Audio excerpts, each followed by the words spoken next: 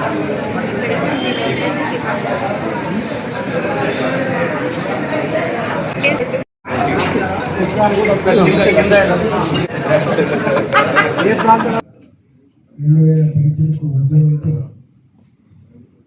Hospital గొప్పగా పురోగమిస్తుంది. నేను అఖిల్ దాడి వాళ్ళ కుటుంబం వాళ్ళ మిత్రులు ఇందులో పనిచేసే సిబ్బంది నిరంతరం కమిట్మెంట్తో పనిచేసి సాధ్యమవుతుంది. ఒక్కరు అనుగుణంగా మాత్రం సఫలం కాదు.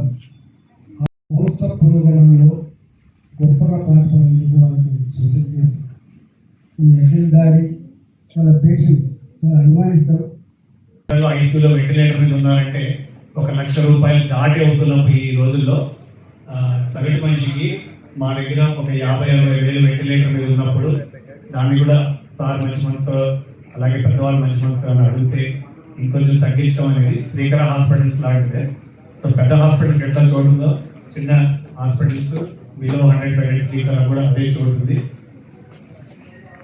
ఈ కొద్ది మాటలతోటి అదే సార్ చెప్పాను నేను తన బ్లెస్సింగ్స్ తోటి ఫస్ట్ టైం ఈ యొక్క హాస్పిటల్లో ఇంత ఆడిటోరియం ఉంటుంది సార్ కూడా ఇంప్రెస్ అయ్యారు.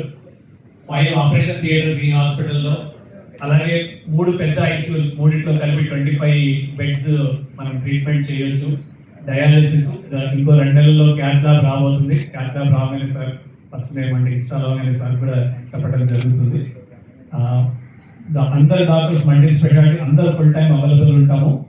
ఎవరిని ఈ ట్రీట్మెంట్ పలానా ఎక్సెప్ట్ క్యాన్సర్ లేకుండా, క్యాన్సర్ తప్ప అన్ని ట్రీట్మెంట్లు చేసి వాళ్ళ పాకెట్ని ఎంత వీలవుతుంది అంత స్ట్రెస్ చేయకుండా పంపించడమే శ్రీకర హాస్పిటల్స్ ధ్యేయము.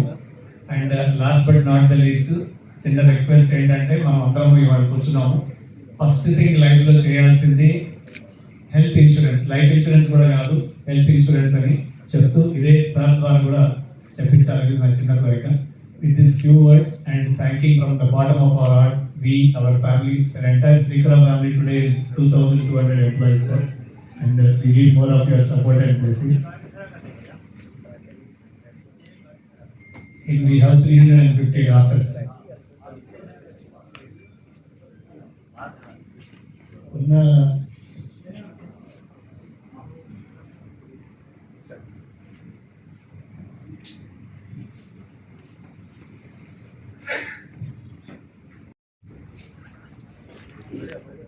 శ్రీకర హాస్పిటల్ 9వ బ్రాంచ్ ఈరోజు మనం ప్రారంభించుకున్న సందర్భంగా లేకుండా పేషెంట్స్ వచ్చే విధంగా కూడా చర్యలు తీసుకుంటున్నాం. ఆ దిశలో ముందుకెళ్తా ఉంది. చాలా 180 దేశాల నుంచి మరి ముందే ప్రియారిటీ వీసా లేకుండా మరి ఎయిర్పోర్ట్కి వచ్చినాకనే వీసా ఇచ్చే విధంగా కూడా 180 దేశాలకు ఈరోజు భారతదేశము మెడికల్కి సంబంధించినటువంటి మరి మెడికల్ టూరిజం వీసా కూడా అందుబాటులో తీసుకొచ్చాం. తప్పకుండా రానున్న రోజుల్లో మన దేశం వ్యవస్థ మరి నిర్మాణం కావాల్సినటువంటి అవసరం. ప్రభుత్వం తరఫున ఎంతైతే మేము చేయాలో అది ప్రభుత్వ ఆసుపత్రుల్లో ఆ రకమైనటువంటి మౌలిక వసతులు కల్పన చేయడంలో కొంత లోపాలు ఉన్నాయి. దాన్ని కూడా సరిదిద్దేటువంటి ప్రయత్నం చేస్తాము. ఈరోజు మరి హెల్త్ మిషన్ కింద అనేక రకాల గవర్నమెంట్ హాస్పిటల్స్ డెవలప్మెంట్ చేస్తాము.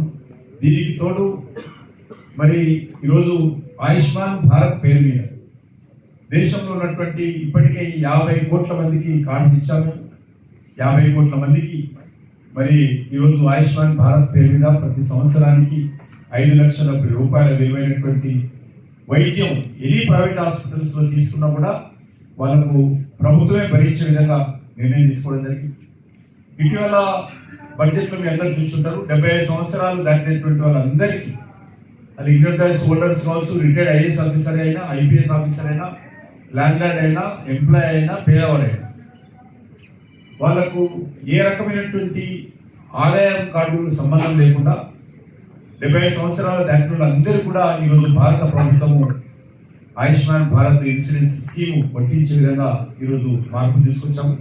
ఎందుకంటే సీనియర్ సిటిజన్స్ ఎవరైతే ఉంటారో వాళ్ళకు సొంత బిడ్డ కానీ కొడుకు కానీ ఈరోజు పట్టించుకునే పరిస్థితి. కాబట్టి చాలామంది అమెరికాలో ఉంటారు, వాళ్ళ కొడుకులు, కోడలు, బిడ్డలు, అల్లుళ్ళు ఇక్కడ ఉన్నా కూడా వీళ్ళు ఊళ్ళో ఉంటారు, వాళ్ళు హైదరాబాద్ ఉంటారు. ఉదయం లేస్తే కానీ కొడుకు వెళ్ళిపోతారు, అడగాలంటే తండ్రికి భయం, అడగాలంటే తల్లికి భయం. కాబట్టి ఈ నేపథ్యంలో